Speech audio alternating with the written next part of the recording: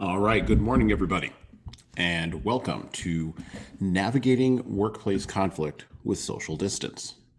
My name is Hazan Zarels, and this is part of the HSCT webinar series. So we're going to begin this morning, and I see that people are going to be continuing to come in as I talk, which is great. And we started off with a little bit of classical music this morning. So I'm going to let people come in, and I'm going to let people engage. If you will look to your right on your screen, you can see that the chat box is there. Inside of the chat box, I'd like you to go ahead and put your first name and where you're from this morning. I would also like to take the opportunity to let you know that the participant manual for today's session that's really focused on taming the virtual beast, navigating workplace conflict with social distance, is right there in your chat box. So if you want to go ahead and download that file and start looking at that, you can. There are some key takeaways that are going to be inside of that document that we are going to use today. As a reminder, this is a 90-minute session, okay? So there's going to be a lot of engagement. There's going to be a lot of discussion, hopefully from not only you, but also from me. I'm going to try to keep this as exciting and as vibrant as I possibly can. It looks as though we're going to have a double-digit participants today. So that's really, really exciting and really, really awesome. And this is the first time that we're running this webinar series. And so we do hope that your participation will make this better. As folks come in, I'm going to continue to talk, and I'm going to continue to engage, right? And I see that folks are starting to begin to discuss and to participate in the chat.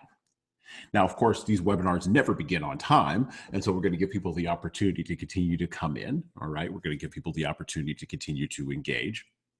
One thing that I want to let you know is that this webinar is brought to you by Human Services Consulting and Training. We are a remote, full service, touchless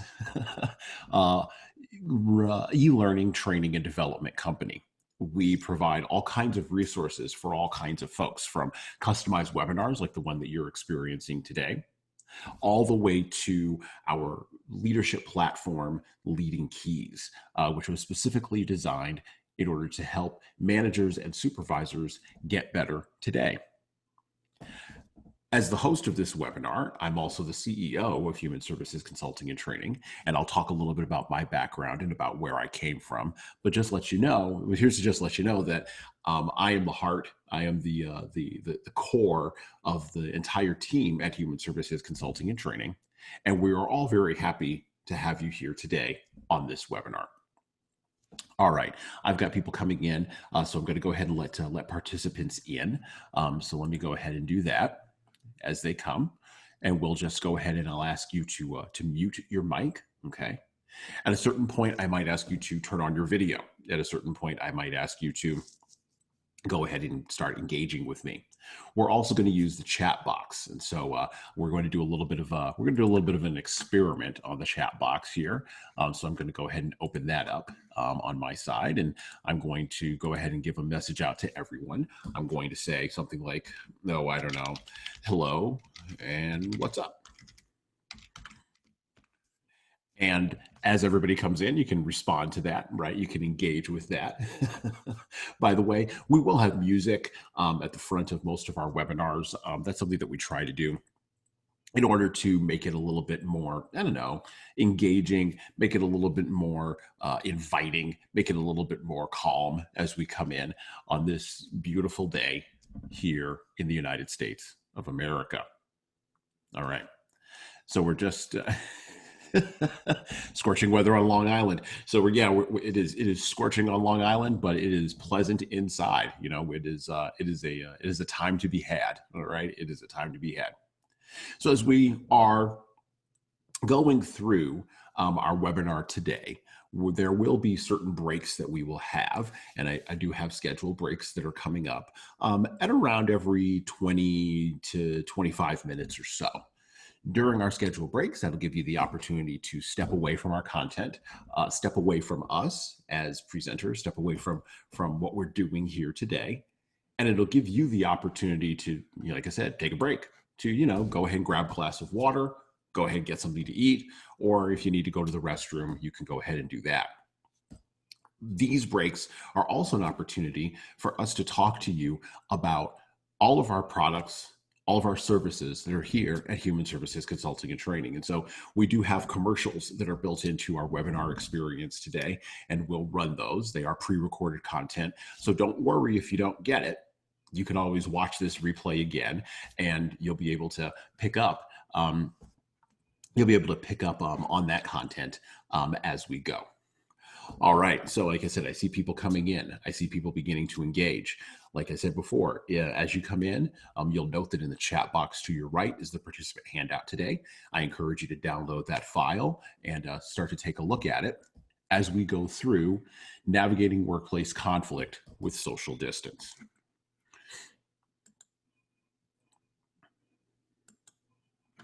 Now, this webinar is designed to accomplish a number of different things.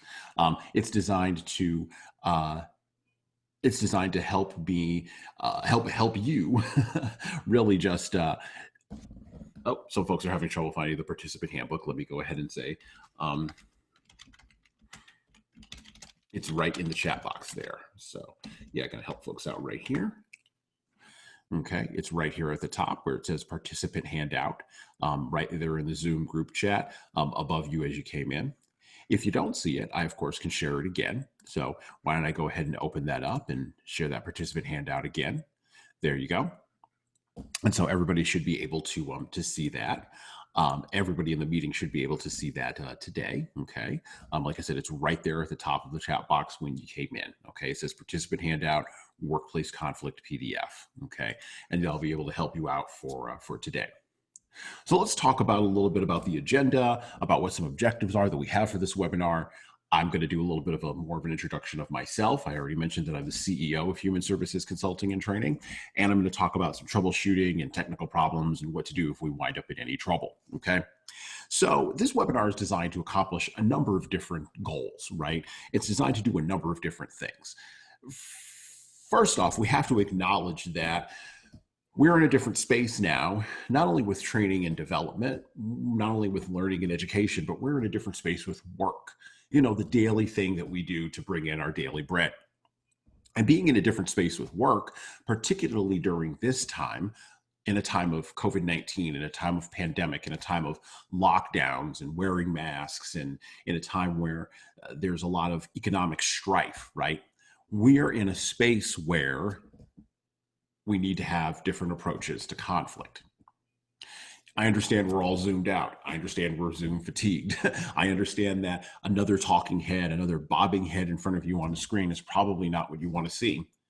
And this is where we often wind up in a space where there's actually more conflict rather than less. Look, conflict in a virtual environment is harder to address than when it is in person. When you are engaged in a conflict in person, it's a little bit easier to address that, even though it's hard, don't get me wrong. I've spent a lifetime, or at least it feels like a lifetime, looking at conflict, looking at how people engage in conflict. As a matter of fact, it sits at the core of what I do. And thus, it becomes this space where I seek to understand how do we translate these kinds of behaviors, these kinds of practices that we engage in on a regular basis, these kinds of techniques, how do we translate those into a virtual environment?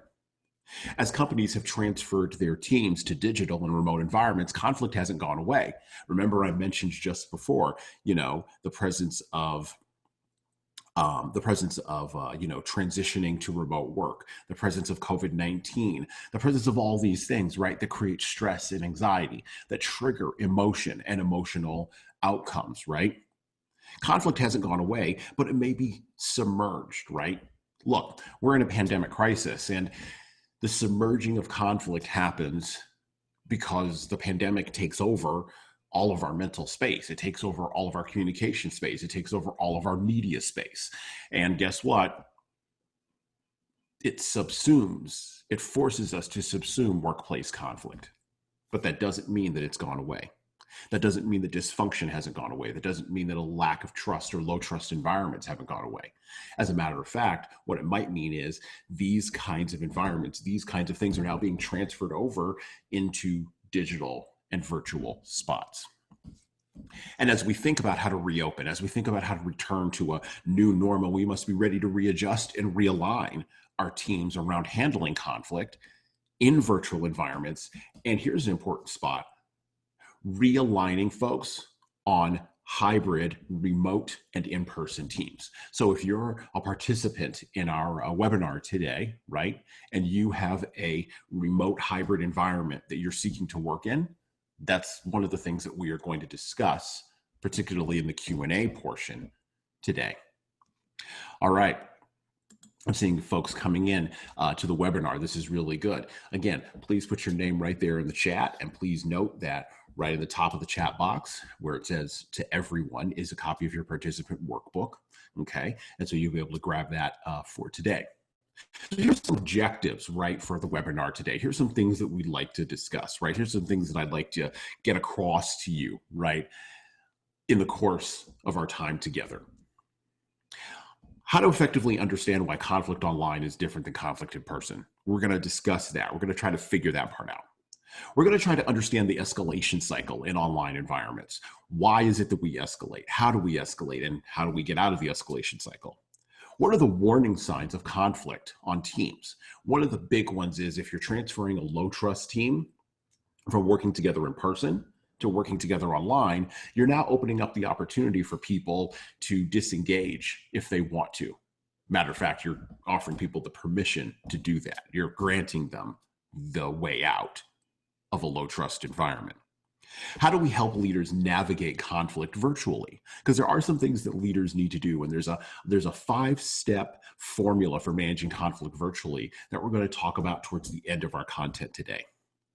And finally, we're going to address some really practical things like how to change the conflict culture of a team, and, well, how to address small problems before they escalate, and why should you do that?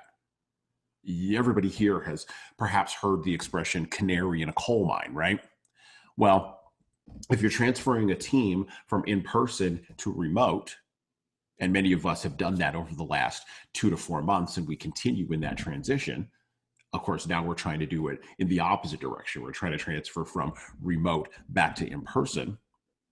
We may find that small things really become the canary in the coal mine. They really become the ways in which managers and supervisors, leaders all, have to pay attention to what is going on with their teams and their environments. All right, so those are some objectives for today. That was our agenda. If you just joined us, there's a copy of the participant workbook right in the chat as a shared file. It should be right above you. You should be able to see that right in the chat.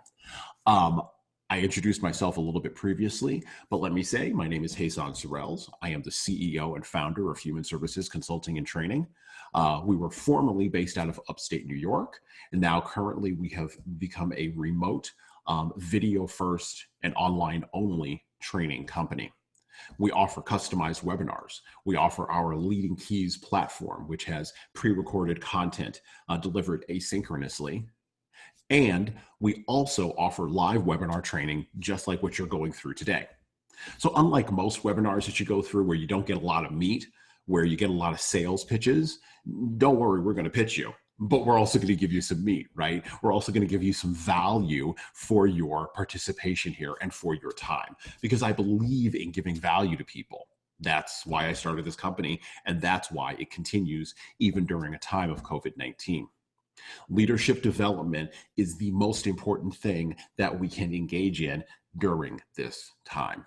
And upskilling our leaders, upskilling our managers and supervisors inside of our organizations really matters. Now I see all the participants here. So I see Brendan, I see Asia, I see Audrey. I see people still coming in. As you come in, please introduce yourself in the chat box there. Just say your name and where you're from, okay? And just let us know a little bit about today, what you'd like to learn, right? What do you hope to get from this webinar? What questions can I answer for you today? All right. Now, there are some technical things that we might want to go through here. We'll just take take a little bit of an opportunity to go through some technical stuff, right? So when you run a webinar virtually, there's all kinds of things that can happen, right? You never know what can possibly happen, right? And so if there's any webinar technical issues, please contact Zoom immediately because I won't be able to necessarily take care of all of those technical issues on my end. However, Zoom may be able to take care of some of those on your end. Now, here's another thing. If I disappear from the webinar, if I suddenly go away like this, it doesn't mean the webinar is over. It just may mean that I've stepped away for a break. Or it might mean that I'm offended. Or it might mean that maybe I just needed to take a glass of water, right? But don't worry, because I'm always here and I'll be back.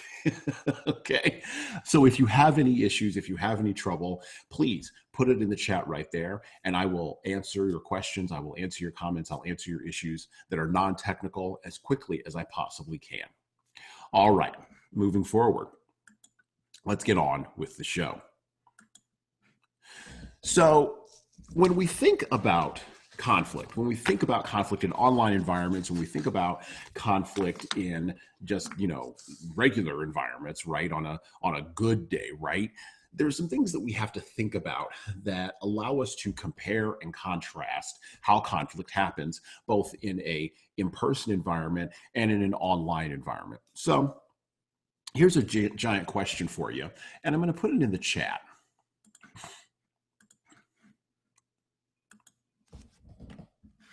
All right, so let me, and I see folks starting to begin to put what they are requesting for in the chat here. So I'm going to use this chat function as a way to engage with you as well. So I'm going to ask you this question here, and I want you to think about the responses to this and just type up some responses here in the group chat.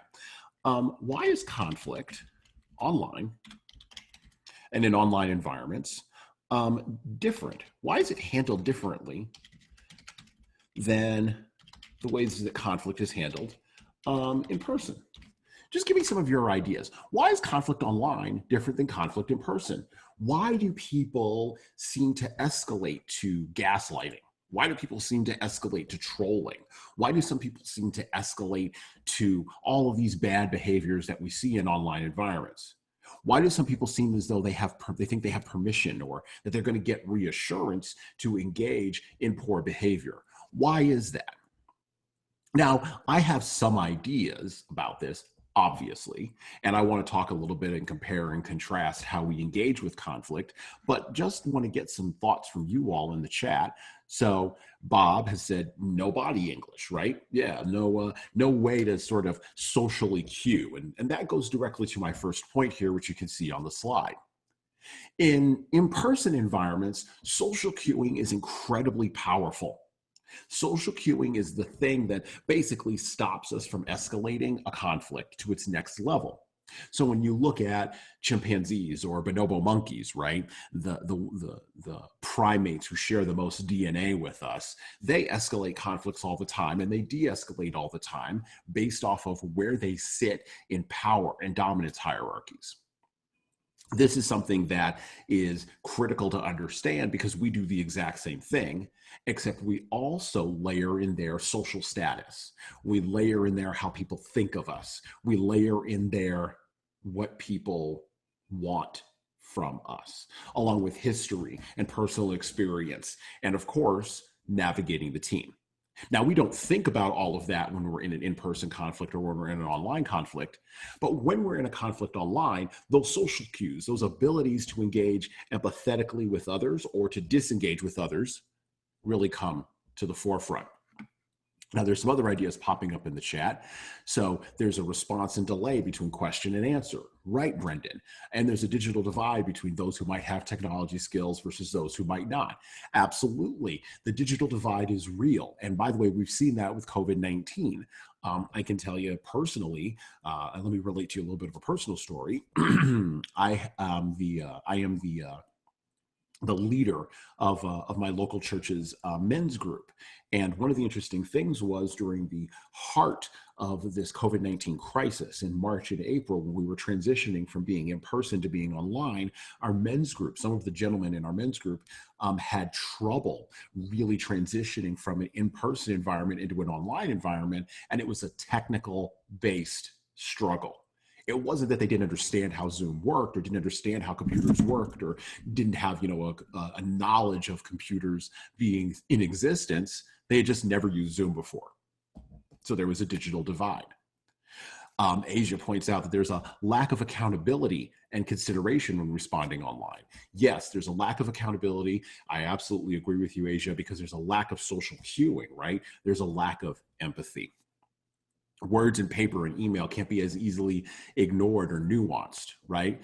Yeah, Bob's correct, right? Words in a paper or an email, they are what they are. They sit there, right? But words in person can be nuanced. Words in person can be filled with social cueing. Words in person can be filled with meaning. And this becomes something that can cause a lot of problems if not handled well by leaders and if not acknowledged by leaders. All right, the next thing that creates differences in conflict in an online environment versus an in-person environment, the next thing after social cueing is this idea of task conflict versus relational conflict. So here's a plus for you. In online environments, task conflicts are resolved fairly easily. Here's an example of a task conflict. I need Asia to deliver this message, deliver this email to Bob, right? And so I tell Asia, go and deliver this thing to Bob. Asia says, no problem. She types up an email. It gets delivered to Bob. Or Audrey, I need you to send this message to Brendan, right? And so Audrey types up the message. She sends it to Brendan. That's task-oriented behavior, right? Conflicts that are based on task behavior or task-oriented requests are easy to resolve. So if Audrey and Brendan have a problem with delivering the message or accepting the message, well, it's very easy to fix that, right? We just go in there and you engage in, I'm going to get to that in just a second. Somebody brought up something, and that's why I'm laughing. You just go in there and you say, hey, can we double down on delivering this task, right? Or if Asia and Bob really, really need to deliver a cut and dry, direct message, it's really not that difficult. Now, here's where the difficulty lies. And this is what Bob was bringing up, which was excellent in the chat. When there's a relationship aspect on top of a task-oriented conflict, then we get problems in an online space, right? So let's go back to Asia and Bob. Let's say that Asia has worked with Bob for years in person. She knows Bob's social cues. She knows Bob's body English, such as Bob used. She knows all of the kinds of ways in which Bob signals to her socially that he's either accepted the message or not accepted the message. And now we're transferring all of that data, that body data, into a remote and online environment. Now I tell Asia, deliver this message to Bob, and the thing that Asia has in her head is all of the relational stuff that she had with Bob. Now Bob doesn't know this because Bob has his own stuff in his head, his own relational context clues about Asia, and he's waiting for the message. And by the way, I have all those relational context clues in my head as well from both Bob and Asia. When you layer a relational aspect on top of a task conflict in an online environment where there's the ability to ignore, where there's the ability to turn off the other person, where there's the ability to just say, I didn't get the email, or I'm going to mute you, or I'm just not going to turn on my video camera, well, then you get an escalation to conflict. You get an escalation to trolling. You get an escalation to gaslighting. You just get an escalation to other forms of bad behavior sometimes.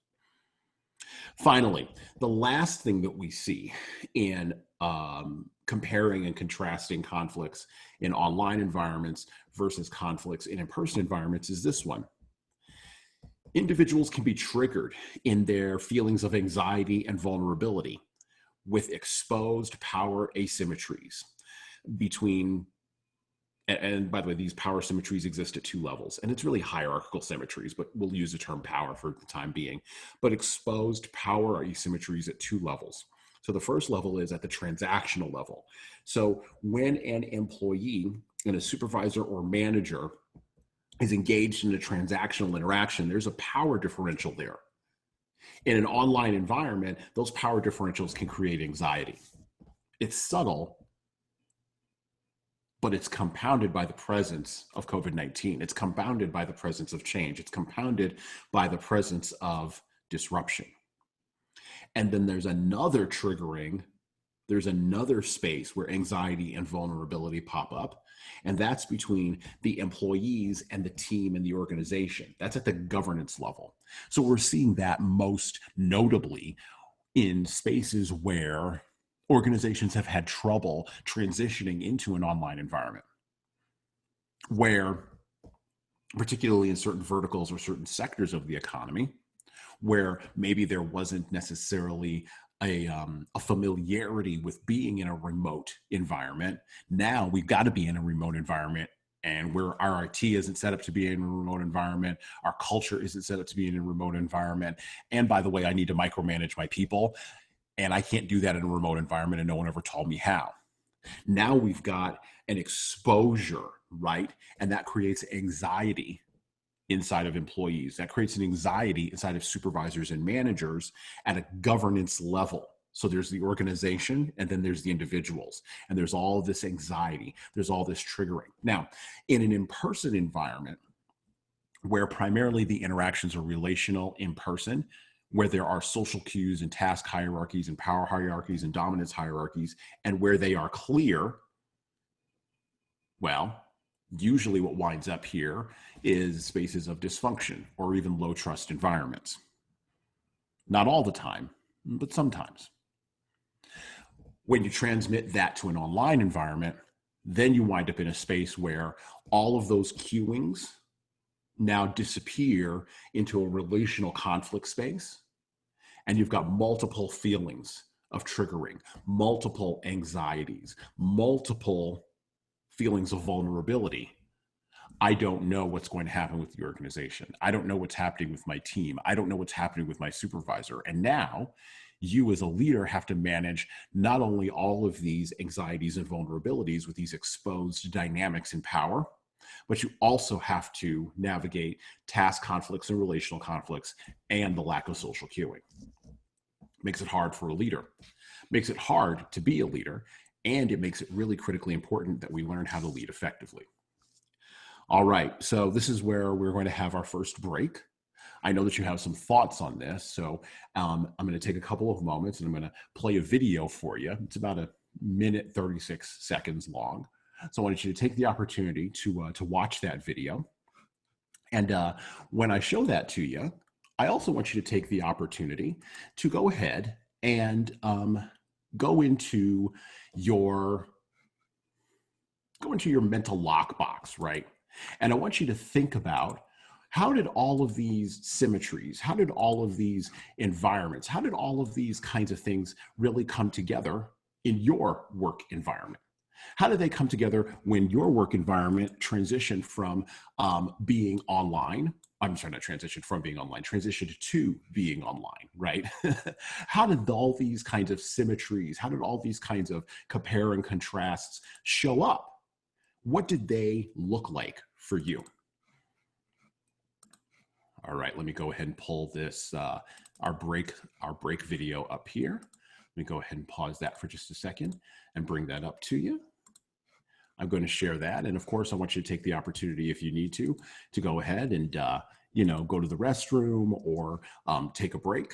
I'm going to take a sip, and I'm going to share this video with you from us here at Human Services Consulting and Training. Sometimes you need more. Sometimes you need more help. Sometimes you need more guidance. Sometimes your team needs more help with leadership. That's where Leading Keys comes in. Based off of live event training of over 15,000 people across the course of 8 years, Human Services Consulting and Training has developed our brand new leadership platform, Leading Keys. Leading Keys has 50 plus platform videos, features asynchronous learning. It's remote training on demand with 24/7 chat support and dashboard support for your managers and supervisors to help them become better leaders today. Schedule a demo today and get 10% off your team's first year with offer code HASON at checkout.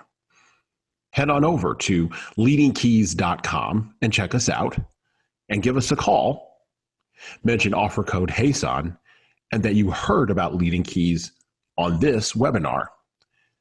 We will be more than happy to help your leaders become better today.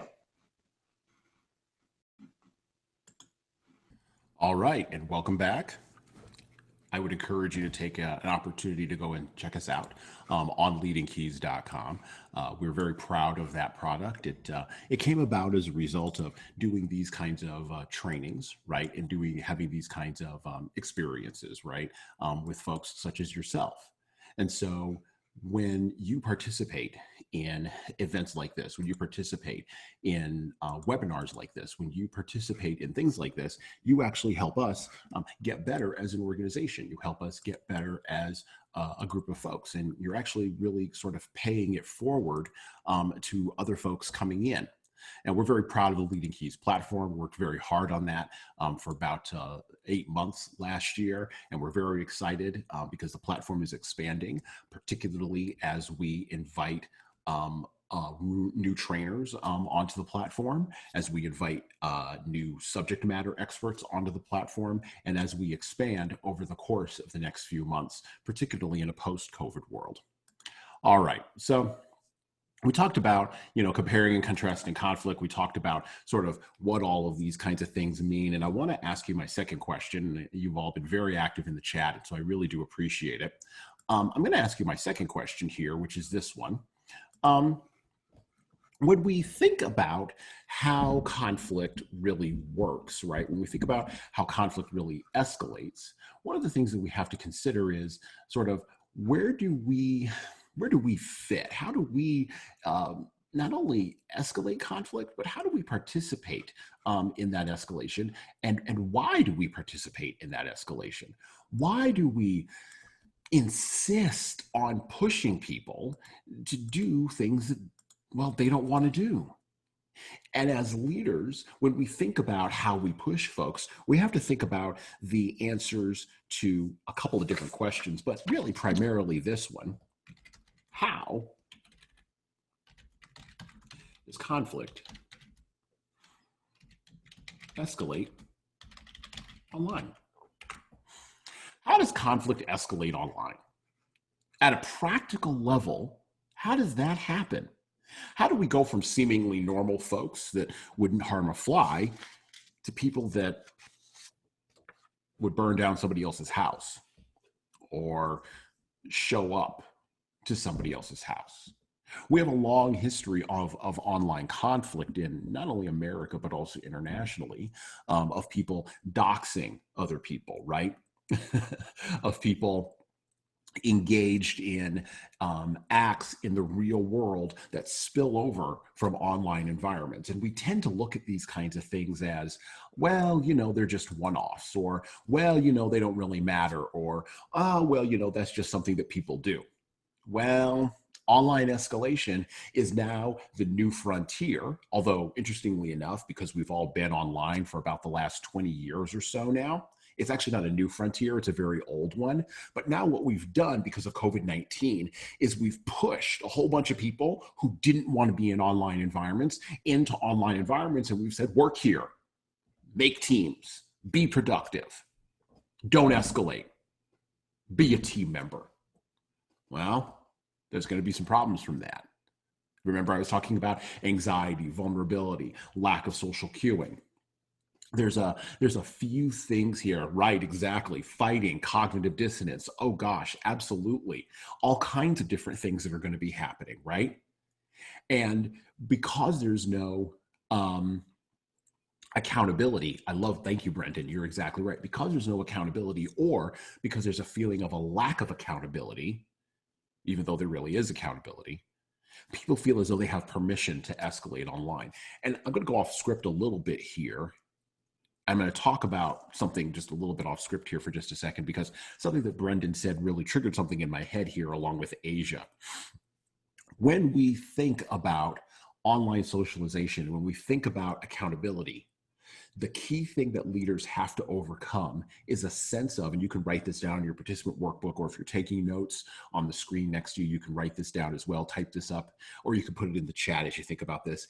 It's this sense of anonymity. It's really weird how people feel anonymous, even though we have your real name and your real face on Facebook. We have your real name and your real face on LinkedIn, and yet people feel anonymous. By the way, we transfer that feeling of anonymity and lack of consequence, as Brendan put it, lack of accountability. We transfer that feeling into work environments. We transfer that feeling into spaces where we really should have empathy for the other party, where we do know them and they do know us, where there are these relational pieces that are overlaid, which makes escalation a lot easier. Okay, getting back to the script, getting back to sort of the core of the meat of the matter here. In online conflicts, right, the reason why they escalate, the reason how they escalate, the main reason why and how is due to a lack of empathy. You could write that down. Conflicts online escalate because of a lack of empathy. And by the way, let me be very clear here. I'm not talking about the kind of empathy where I'm going to give you a hug, or I'm going to take you home and meet my daughter, or where I'm going to invite you over for a barbecue. That's a lot to demand even in person, right, in workplace environments. And that's not the kind of empathy that I'm talking about on this webinar. The kind of empathy that I'm talking about is the type of empathy that allows me to see your humanity. That's a key word you can write down. See you as a person who's complex and layered and important. In an online environment, I don't have any social cues to do that. I don't have any social cues to be able to pick up on that amazing stuff that is you. And because I don't have any cues to do that, well, I screw up. I escalate. I go to the next level when I really shouldn't. The second reason why conflicts online escalate so quickly is because, and this is very important to remember, this is another key insight that you won't get anywhere else, but we'll bring it to you here. Conflicts online escalate because we are impatient. We've built tools that allow us to be impatient. We've built tools that allow us to basically check out if it ain't working for us. We've built tools that allow me to say, sayonara, Cindy, or bye-bye, Asia, if I don't feel as though I'm getting what it is that I need to get from that other party. Absolutely. We've built tools that allow me to do a Zoom interview with you as an employer and then ghost you, and then put the excuse out that, hey, we had a lot of applicants, we can't possibly get to everybody. Or in the reverse, we get to do an interview with an employer and then we get to ghost them. I've done a lot of interviews. I don't really have time to answer everybody. It's not just the anonymity, it's that idea of impatience, going to resolution, and by the way, turning everything, even things that require emotional intelligence and emotional empathy and require hard-headed empathy, turning all of those things into basically tasks that can be speedily resolved. Conflicts online escalate to trolling, gaslighting, and other bad behavior because we believe that will get us the quickest resolution that will work for us. Not for the other party, but for us. And so, yes, there's another thing you can write down in here. Online escalation has an element of selfishness inside of it. It has an element of self-regard inside of it. Finally, the last reason why our conflicts online escalate is because, well, familiarity breeds contempt. And I want to be very careful in how I frame this for everybody here on the webinar today. And I want to be very careful if you're going to go back and take a look at this recording later on, because I want to be very, very clear about this. Familiarity breeding contempt doesn't mean that I'm treating the individual in an online situation casually, although I be very well doing that. It doesn't mean that I'm treating the situation casually, although I might be doing that as well. It might mean that I don't have the emotional growth, I don't have the emotional maturity to be able to make the decision to go past the immediate need that I've got for immediate resolution and go directly to seeing that person's humanity, to slow everything down. Leaders must be hyper aware of these types of dynamics inside of people. And by the way, this isn't armchair psychology. There's been 20 to 30 years of online interactions that we can look at, starting from the old school message boards back in the early to mid 90s, where people really started engaging in, like I said before, trolling and gaslighting and other bad behavior, all the way to our social media platforms of right now, our Snapchats and our TikToks, right?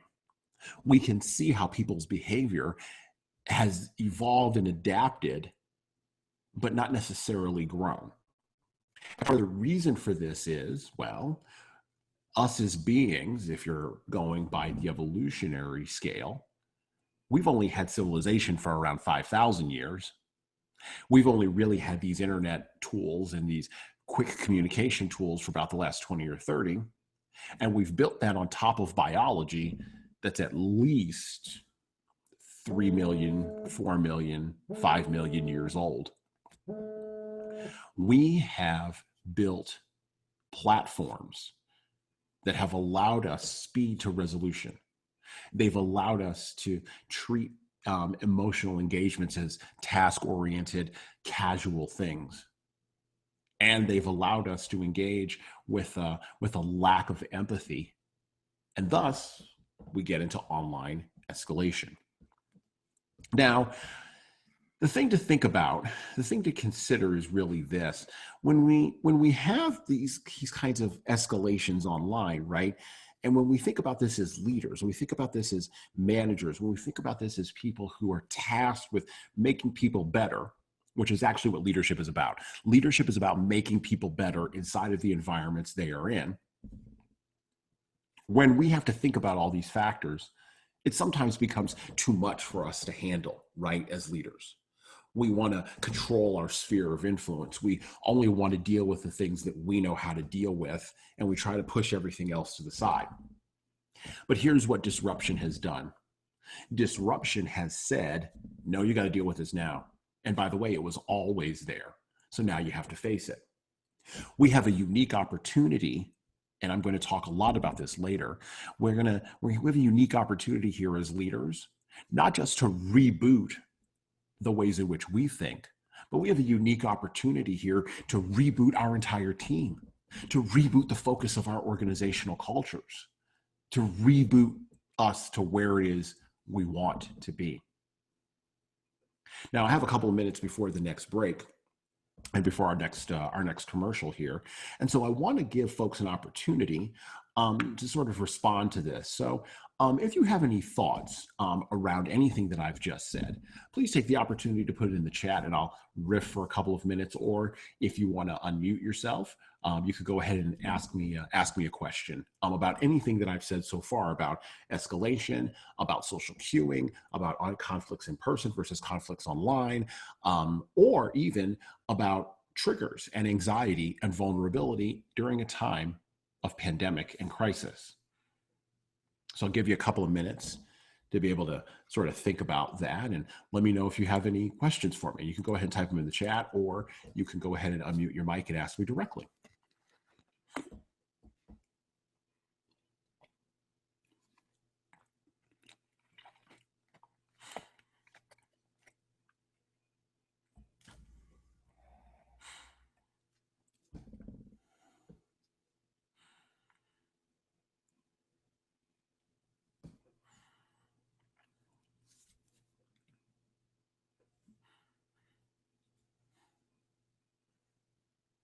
All right.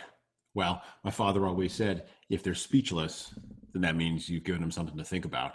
So I'm going to take that as a good sign that you're thinking about what we're talking about today, and you're thinking about sort of how do we integrate this overall into how do we integrate this overall into where we want to go and how we want to be as leaders.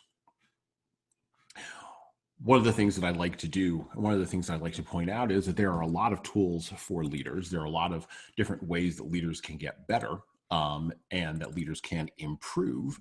And remote training, like the kind that we are offering today, can really be helpful in the development of leaders as leaders. And so I want to take the opportunity to sort of give you this idea. I want to give you the opportunity to really think about and take a look at what our offerings are here from HSCT around remote training for you and for your team. So take an opportunity, take a couple of moments, and take a look at this.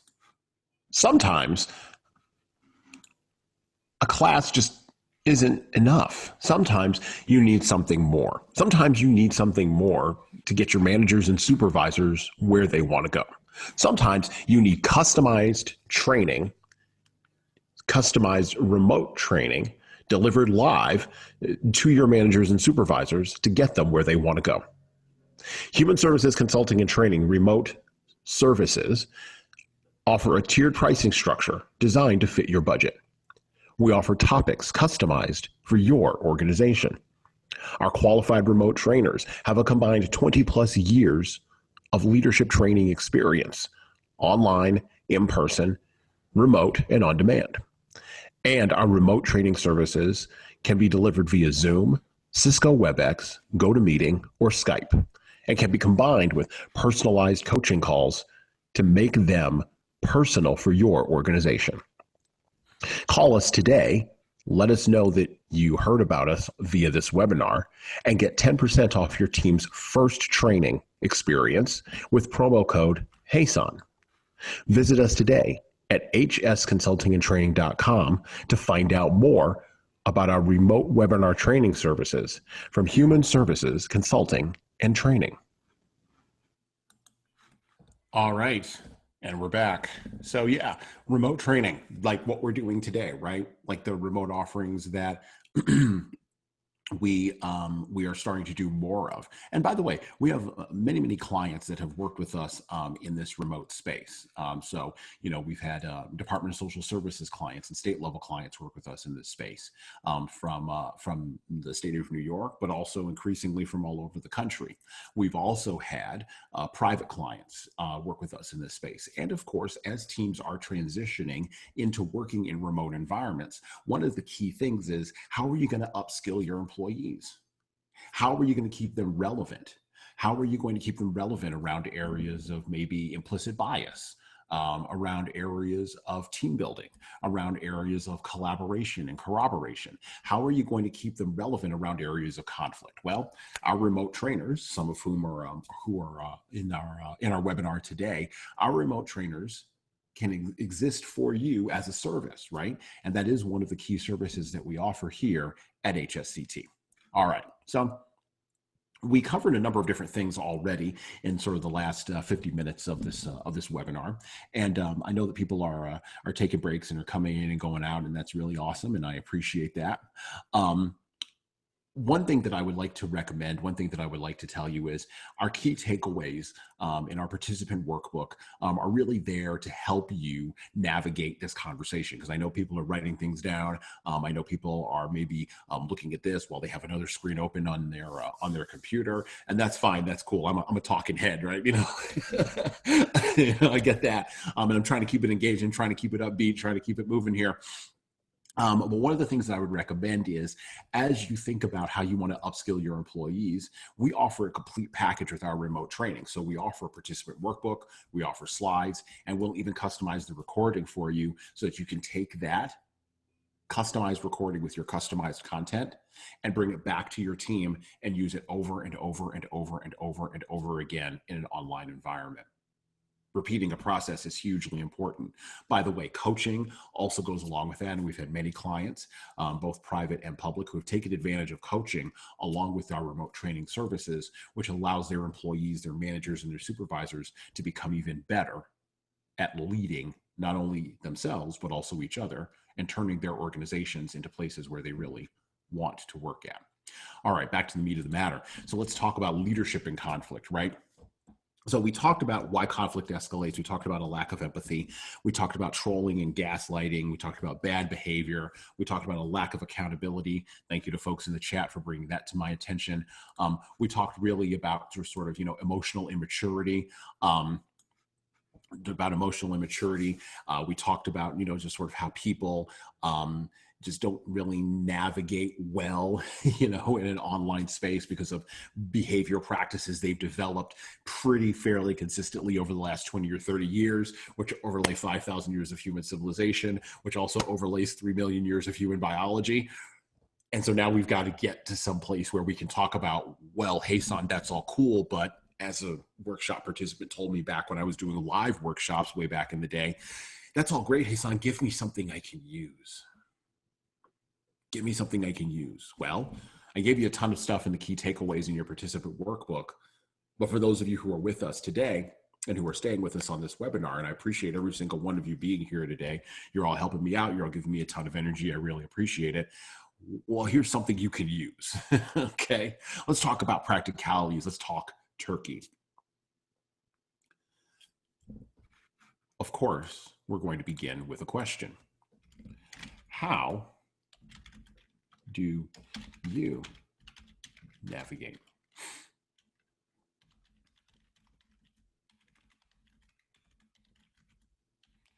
So we're going to start off as we usually do with a question in our chat box, and I want to give you the opportunity to riff off of that, and that'll give me the opportunity to help you out. And don't worry, we're going to have a Q&A session here towards the end of our session today, and I'm going to answer some questions, and that'll really be, like I said, off script and a real chance for you to connect with me personally and really ask me some questions and really run me down on some things if you would like.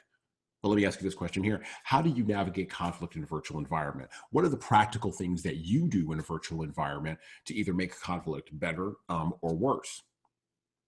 As you're writing down your answers to that, here's some things that leaders can practically do. Here's some give me something I could use. You can reboot the team. That's your first one. That's my first giant tip for you today. It's not the first key takeaway, but it is the first giant tip. You can reboot the team. Look, I believe fundamentally that managers and supervisors are leaders. They are leaders. I don't care where you are positionally in the hierarchy. I don't care how your team looks at you positionally in the hierarchy. I don't even care how the organization looks at you positionally in the hierarchy. You are a leader. And leaders have the responsibility, particularly as the switch has been made and continues to be made from working in person to working online. And now, in some places where reopening is happening, moving from an online environment to a hybrid online in-person environment, or even moving back to being in an in-person environment, you have a unique opportunity, and I've mentioned this before already, but I'll double down on it again. You have a unique opportunity to reboot your team. It's almost as if you did a hard reboot on your computer. You yanked the plug out of the wall. And actually, it wasn't you. It was the pandemic. Yanked the cord out of the wall. The whole thing went, and you plugged it back in. And now you can begin to reboot the team. Look, rebooting the team means thinking strategically and tactically. You can put those two words next to each other. Thinking strategically and tactically about the kinds of behaviors, the kinds of goals, the kinds of outcomes, the kind of visions, making the kinds of expectations for the team that you want to see, not just in an online iteration, but fundamentally when things come back in an in-person iteration as well. Now, when you reboot the team, when I talk about behaviors, and this is why I hit on this first, leaders have behaviors. Leaders have behaviors that cue to the team what they value or what they don't, what they look at or what they don't. And this cueing, people pick up on. Managers and supervisors cue to employees. Employees cue to managers and supervisors. Remember that social cueing? Well, in an online environment where the social cues are all pushed down, where the lack of empathy might be really high, where the speed to resolution might be really high, where the desire to reduce everything, even things that require emotional intelligence, to a task versus a relationship, where those kinds of tendencies and habits and attitudes and behaviors, quite frankly, have been built and have been baked into our tools, where that is happening, leaders have a responsibility to structure intentionally the types of environments they want to have. This is a call to all leaders out there. I want you to begin to think critically. That's the tactical and the strategic part, and structure intentionally your teams. What kind of behaviors? Here's a couple of questions. What kind of behaviors around communication, functional and dysfunctional? What kind of behaviors around conflict, functional and dysfunctional, did we have pre-COVID? Did I like those? Did those work for me? Did those work for us? Did those work for the organization? And if they didn't, what can I do to make them better? One easy practical thing you can do right off the bat, and I advocate for this for all leaders, is you can create better expectations. It stuns me how many leaders don't do expectation work, or they do it once with their team and then expect that people will just remember. Or they do the work. This is the third way.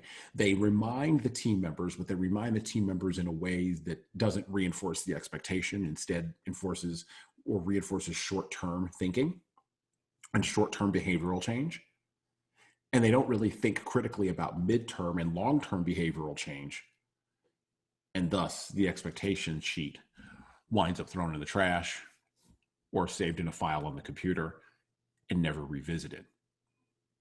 This is a tragedy. And when leaders seek to structure intentionally, when they are tactical and intentional with how they want to structure their online environments, they're also tactical and intentional with the kinds of tools they use. So for instance, here's a practical for instance on this. When we first transitioned from being an in-person online not online, but an in-person training and development company to being an online-only remote-first training and development company, there was a learning curve. We brought in new tools like Slack and Zoom, right, that we hadn't maybe used as heavily previously. We would maybe have used them a little bit, but maybe not necessarily, as much as we would have previously. And we started using Slack more. We started using Google Drive more. We started using Zoom more. And you know what we found out? You know what I found out as a leader? I found out that I don't need to have 5 Zoom meetings every day with my team. I need to just have 1 Zoom meeting a week that matters. Because how does Zoom work, right? Well, Zoom works to engage with folks, right? I don't need to have constant Slack check-ins that are interrupting my team doing deep work, engaged in deep focus. I just need to have check-ins that matter at certain structured times during the day or even during the week. Now, this will not work for every organization, don't get me wrong. Some organizations need that constant pinging, that constant checking in, that constant engaging. But here's the thing that I found, and I'm noticing a disturbing trend. I've seen this on LinkedIn and in other platforms where micromanagers are now utilizing the online tools as a way to put their micromanaging tendencies onto the team. Well, you've got to have your clock turned on. You've got to have your camera turned on before you can join this meeting. Or every day when you check in, you need to have your clock turned on and your camera turned on, and you need to be in front of that camera. This is ridiculous. This is ridiculous.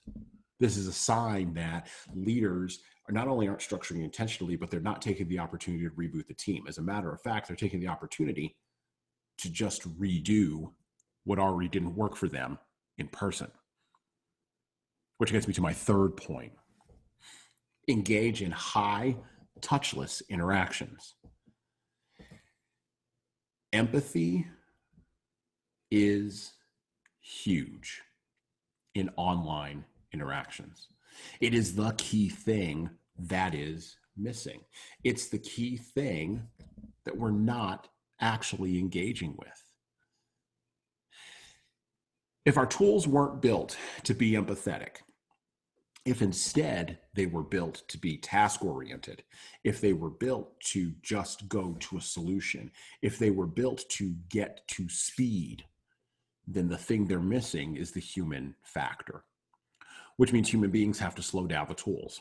Human beings have to slow down the interactions. Human beings have to engage in high touchless, because we're not physically touching anybody these days, high touchless interactions. You know what a high touchless interaction is?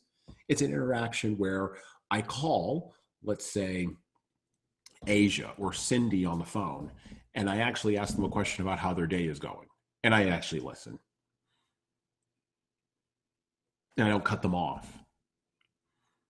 I understand that what should be a 20-minute check-in with Audrey or with Brendan is really going to take more like an hour of my time, because I need Audrey and Brendan to actually talk about their day, talk about the things that are creating anxiety and vulnerability in their work, talk about things that are impacting how they actually do the work that they do. Does this mean that I get through the entire team all at once? No. And by the way, this will not work, like I said, for every single team. But leaders that do this intentionally and understand, here's the other thing, the rules of the platforms they are using will have success. So here's a rule, right, for Slack. Slack is a platform designed to allow people to message each other instantly. It's set up to follow those rules. It's designed to follow those rules, and it's going to follow those rules. Whereas Zoom is designed for individuals to have face-to-face, without touching, empathetic interactions. So you wouldn't use Zoom the way you would use Slack, and you wouldn't use Slack the way that you would use Zoom. And the rules are non-transferable because they were built by different companies for different purposes and different approaches. When we engage in high touchless interactions, the other thing that we have to consider is this, and we've done this internally. How often can we get together and remind ourselves that we are still a team? How often can we schedule, and a lot of organizations are doing this, virtual coffee hours, virtual wine hours, right? Virtual get-togethers. How can we create virtual spaces where people can get together to remind themselves that, wow, we're still on a team. Wow, we still have to engage with each other. Wow, we still do things that matter. We still matter to each other as human beings. A couple of folks in the chat, in answer to the question, how do you navigate conflict in a virtual environment? One person said, I will often call someone directly or engage in an in-person conversation. That is a perfect example of a high touchless interaction. That's a perfect example. What is an in-person conversation? Well, it's an opportunity for us to pick up on social cues, right? It's an opportunity for us to realize that email has its own rules, and Slack has its own rules, and a phone conversation has its own rules. How do we escalate towards a high empathy interaction with the tools that we've got in an online environment? Brendan said, as a positive, I validate the differing opinion. If you validate an opinion that's different, if you give it actual thought, that opens the door to people understanding that, hey, wait a minute, maybe Brendan's actually listening. And active listening is something that at a practical level, all leaders should be engaged with. And I say it so often in so many different contexts, it's almost like I'm repeating myself, but that's okay because so many people need to hear it. Active listening means actively listening, turning off the white noise in your head and engaging fully and completely with that other party. Now, one of the interesting things that we have to consider is response rates and response times. And Brendan brought this up as well in his thoughts around email. And so I want to sort of summarize that. If I receive an email that might be a little bit too negative, right? It might not really need a response. I just may not respond, right? Sometimes no answer is an answer. And in a remote, in an online environment where you're seeking to de-escalate conflict or ratchet it down, that can be a double-edged sword. You may want to escalate something that might be a negative communication to a phone call, that next level up of empathetic communication.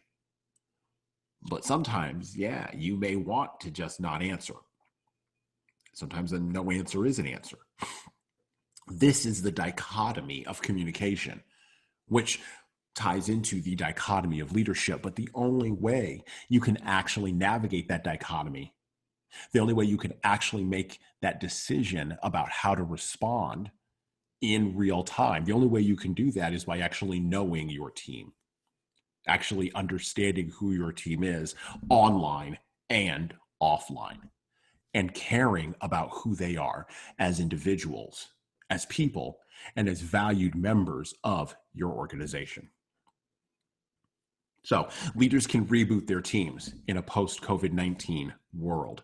Rebooting your team means actually rebooting it, actually rethinking about goals, rethinking expectations, rethinking behaviors, rethinking all of this, and restructuring, rejiggering, because this is a once-in-a-lifetime opportunity that the pandemic has given us to do a lot of things, from spending money all the way to transitioning our teams into other spaces. These unique opportunities almost never come along. And if you miss it, it might never come along again. Leaders can structure intentionally. Leaders can understand the rules of the platforms that they are on and that they are seeking to use. They can understand how these rules tie into the team, and then they can think intentionally about how to make 1 + 1 = 2, rather than have it equal 3 or have it equal nothing at all. And finally, leaders can engage in high touchless interactions, high empathy, low physical touch, high empathy, low physical touch, meaning we're actually going to give people space to speak. We're actually going to actively listen. We're actually going to dial in to individuals as they are, rather than necessarily as we want them to be. One-on-ones are huge for this. And, depending upon the size of your team, you may want to schedule, a 30-minute Zoom call or 30-minute phone call, or maybe a 30-minute appropriately socially distanced interaction, right, with your team members once every week. I can tell you, when I worked in higher education, when I worked with 19 to 22-year-olds almost exclusively, and I did that work for 10 of my 15 years in higher education, I can tell you that we were paid in higher education to have those interactions. That was the point. Because how else are you going to get a 19-year-old leader, or a 21-year-old leader, or a 20-year-old leader, or a 22-year-old leader? How else are you going to get them to engage when you're not really paying them that much, when they're dealing with their own peers, and when they're seeking to balance everything else in their lives, and this may be the first professional experience they're ever having? How do you get them to engage? Well, you go and you engage with them. So I've really got religion on this a long time ago, and I seek to do this with my team. I seek to do it intentionally with my team, and I seek to tell other leaders to do it intentionally with their teams, because I can think of no other practice that will bind a team together quicker than engaging in high empathy and touchless interactions. All right. Are there any questions for me before I step away and I show you our final commercial and I take a little bit of a break myself? Are there any questions about anything that I've said so far at this point? And by the way, this will be our last commercial break for the day. When we come back, we will talk about the 5-step formula for managing conflict virtually. Many of the points I've already discussed here, but we're going to put them all in one spot. And then I'll give you the opportunity to sort of pepper me with questions and really try to get me off my game, really try to knock me off my game a little bit. This is, by the way, the hardest part of running a webinar, is when the host really, who has set himself up or herself up as the thought leader, really allows their thoughts to be questioned and be examined. So, I'm going to give you the opportunity to come at me, bro. And I'm going to give you the opportunity to really jump on it. But do we have any questions so far about anything I've said today about leadership and conflict, about escalation, or about the difference between conflicts online versus conflicts in person? Any questions or thoughts?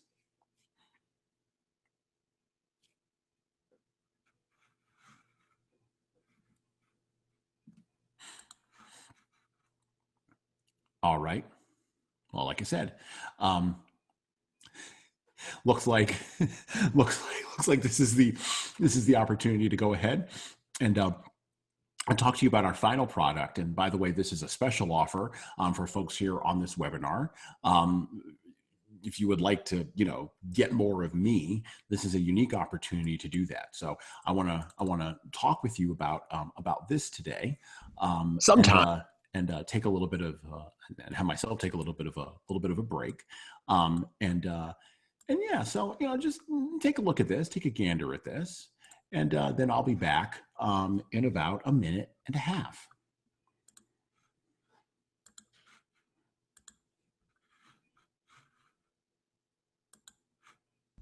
Sometimes you need more. Sometimes you need more coaching. Sometimes you need more engagement. Sometimes you need more help. As a leader, sometimes you need to fill up your toolbox. The Leadership Toolbox Masterclass from Human Services Consulting and Training features 12 live leadership webinars, 2 personal leadership coaching calls every month, 90 minutes apiece, and 1 virtual leadership retreat event every year, all for the low price of $497 per person. Look, if you like what happened on the webinar today, I would encourage you to head on over to hsconsultingandtraining.com and check out our Leadership Toolbox.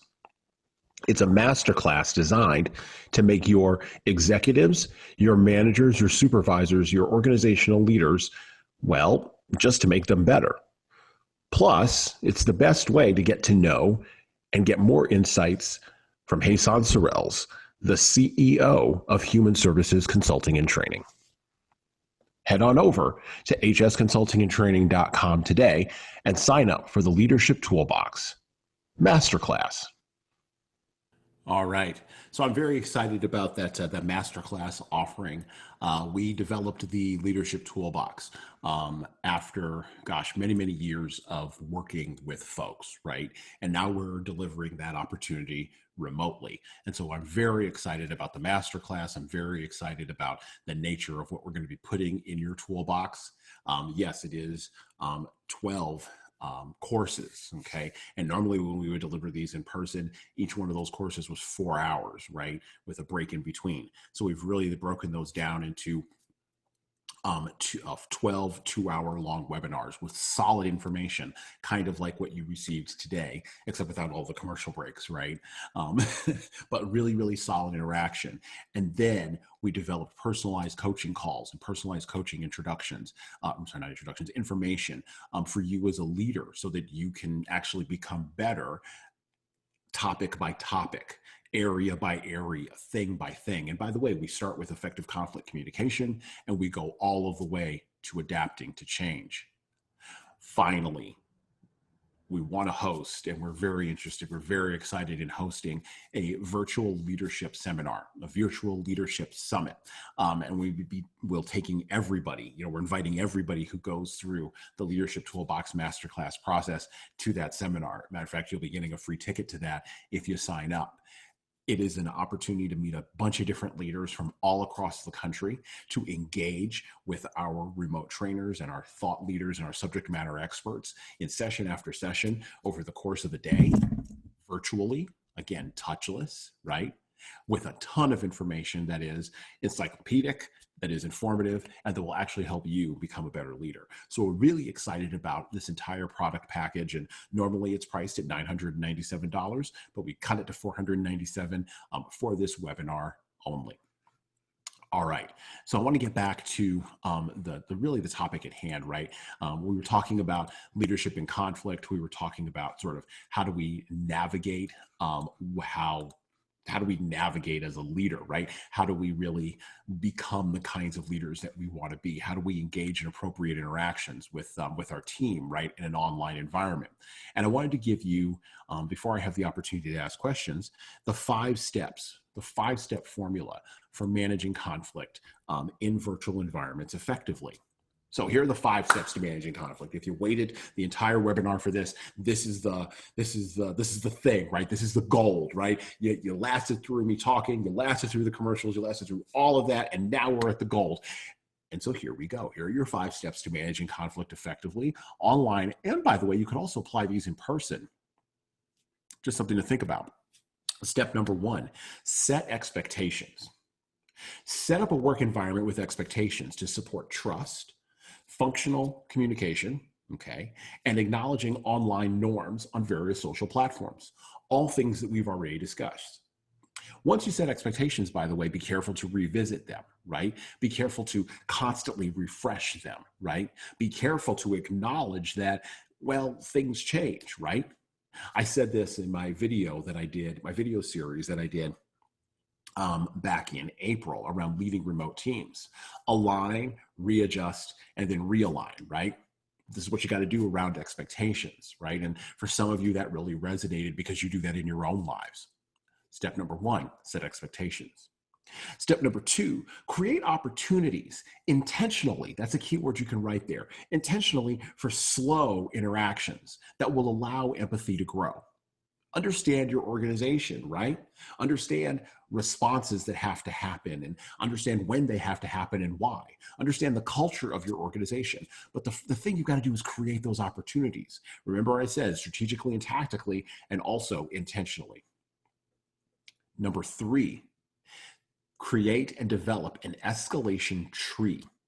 This is the idea that, well, when a communication comes in, let's say, to Brendan's point, it's an email-based communication, right? Where do we escalate that to? Do we escalate that if it's negative to a phone call?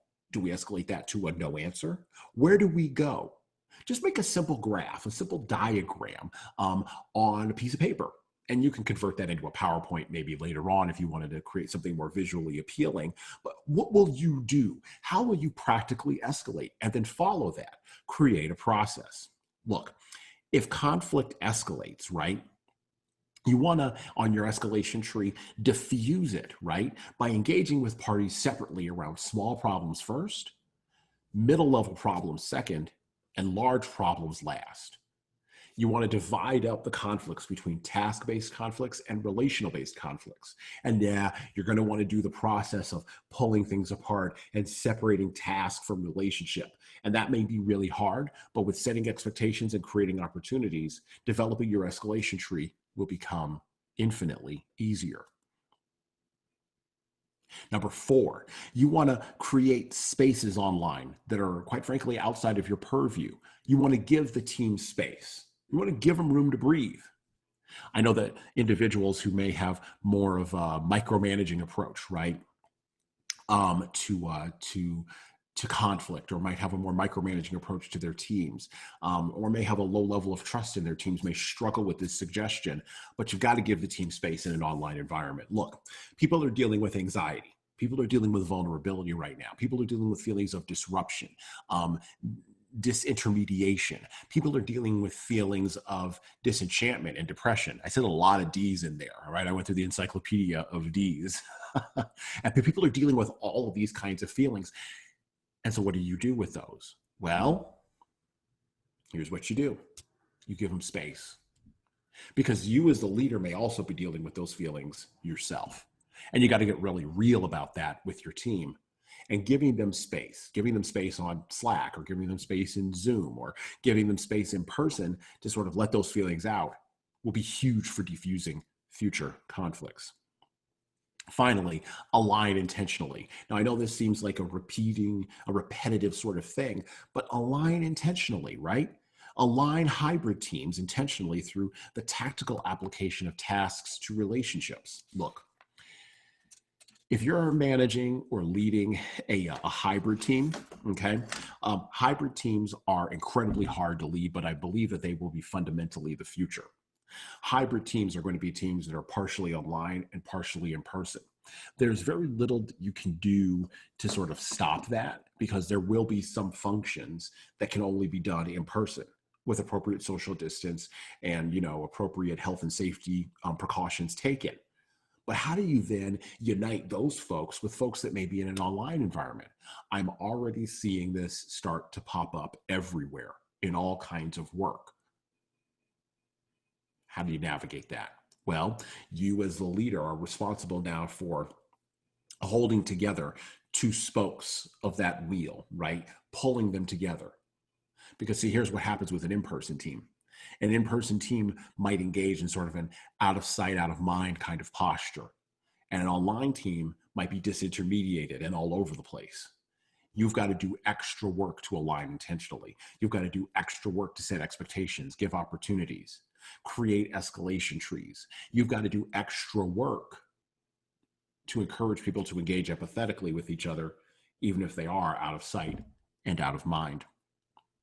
Those are your 5 steps to managing conflict effectively in online environments. All right. So I want to give folks the opportunity to ask me questions. I want to give folks the opportunity to sort of throw stuff at me.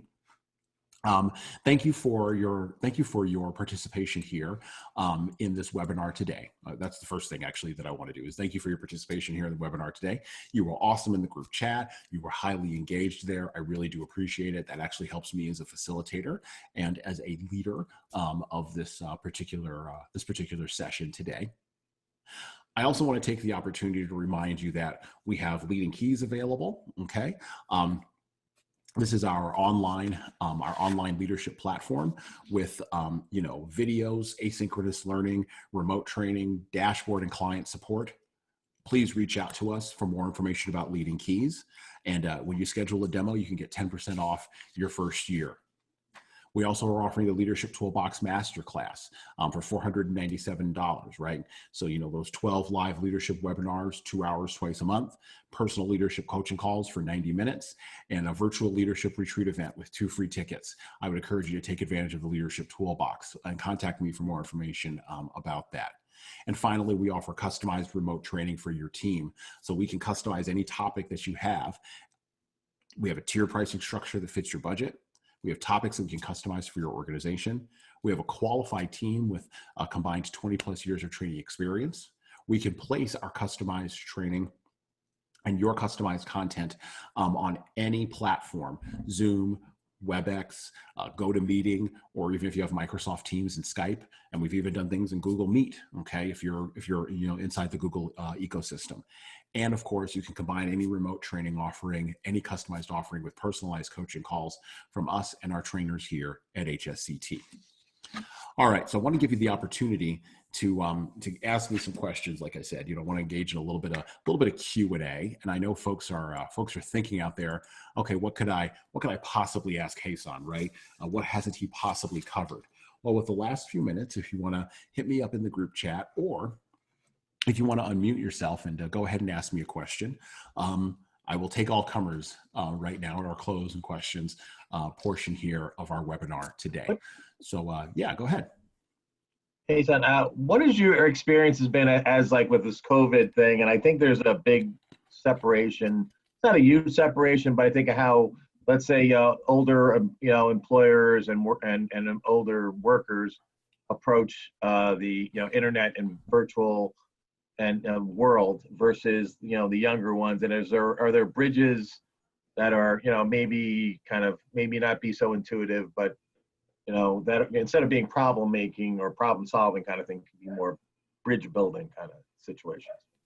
Yeah. So how do you build bridges between people who may be more, what I hear you asking is, how do you build bridges between people who may be more digital natives versus people who are now being pushed into the platform, right? Right. Yeah. Yes. Okay.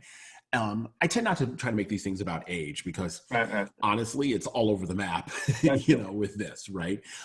So I tend to make it more about, maybe experienced workers who are a little bit more comfortable in an in-person environment versus experienced workers who are a little bit more comfortable in an online environment, right? How do you get these two audiences to talk, right? How do you get them to build bridges? I love your framing there.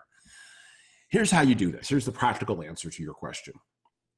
You assign the ones who are comfortable in an online environment to mentor, coach, partner, and actually I like the term partner better, partner with individuals who are more comfortable in the in-person environment. And you do that intentionally, because here's what you don't want to do.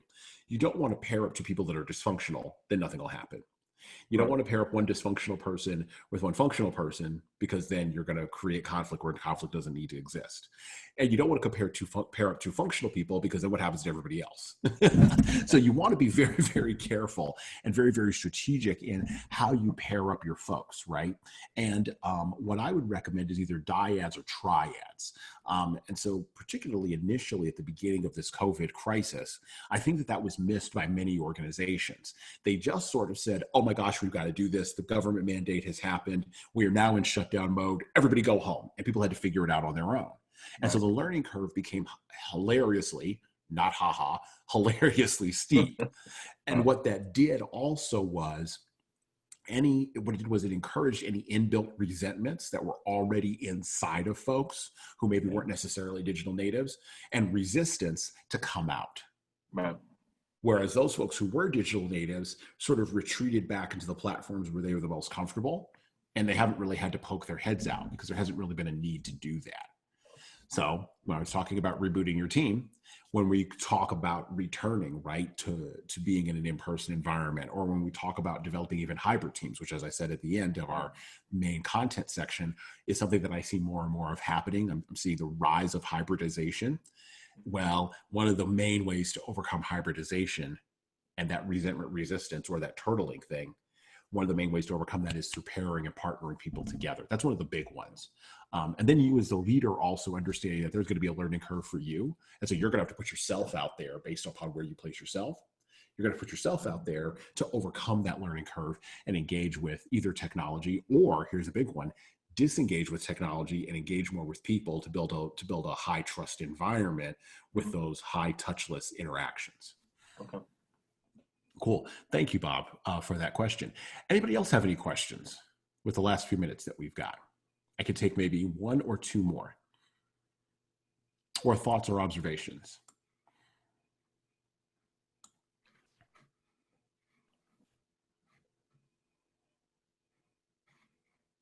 Actually, if no one's going to do it, can I jump in again? Sure, go ahead. I had just a dealing with people that speak of the hybrid is setting up a situation where you have people who are now having people coming in Tuesday, Thursday, people coming in Monday, Wednesday, and I probably was not as well, actually not probably. I'll just own it. I did not think it through all the way, because I just took it on an ad hoc basis with people as their schedules or their children or those kind of things. I said, yeah, sure. And at the end of it, I have kind of this, spaghetti thing of scheduling, which I have to go back, and now I have to unravel, and probably to some unhappiness of the people who I was just kind of a, hippie kind of thing, like, sure, let's do it, and now I'm going to pay the price. But, any thoughts on that? Although don't be stupid in the first place. Yeah, so don't do that. But then after we do that, after we say that, then there's an old Chinese proverb, that I tend to follow on things like this. The first best time to plant a tree was 20 years ago. The second best time is now. So, letting things go and continuing to just let them go and kind of just going, well, I'm just going to sort of handle it as it comes in. Probably not wise. Right. What I would recommend is really sitting down and going, okay, I did this. Now I've got this spaghetti thing going on. How do I work backwards? How do I reverse engineer away from the spaghetti towards something that works more intentionally? Now, is that going to require giving people different messages about their scheduling, about expectations, about what's required of them? Yes, that is going to require that. It may also require, and I'm just going to say this, it may also require, having maybe an external provider coming in, maybe us, and, really training your team in how to navigate these remote environments, how to navigate very specifically in very narrow ways with coaching calls and things like that, how to navigate that disruption and navigate that arc over, right? So that may be the thing that might be required. The other thing that might be required, and this is something really to think about, is going back and really looking at intentionally, what do you want from the team moving forward from this point, right? So do we want to have a continued hybridization with a continued spaghettification of schedules and expectations that just becomes a decision tree that becomes tangled?